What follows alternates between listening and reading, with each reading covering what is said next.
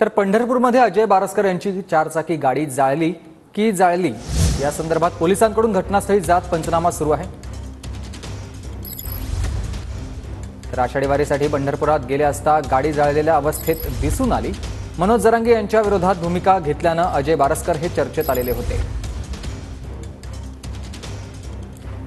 रवी लवेकर माझे सहकारी याविषयी आपल्याला अधिक माहिती देतात। रवी,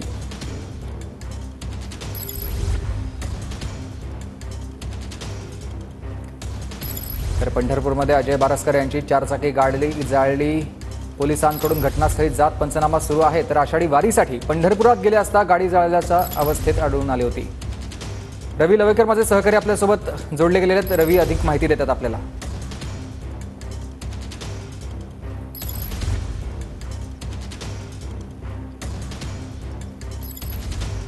मनोज जरांगे यांना विरोध करणाऱ्या खरं तर अजय बारसकर यांच्या गाडीला परवा दिवशी खरं तर अज्ञात व्यक्तीने जाळली होती। आपण बघू शकतो की 65 एकर परिसरामध्ये अजय बारसकर यांनी आपली गाडी पार्क केली होती। त्यानंतर ते विठ्ठलाच्या दर्शनाला देखील गेले होते। ज्यावेळेस ते प्रदक्षिणा मार्गावरून ते जात होते प्रदक्षिणा करताना, त्या टायमाला अज्ञात व्यक्तीने म्हणजे त्यांनी आरोप केला की जरांगे समर्थकांनीच आम्हाला शिवीगाळ केली, कशासाठी जरांगेंना विरोध करता अशी देखील विचारणा केली।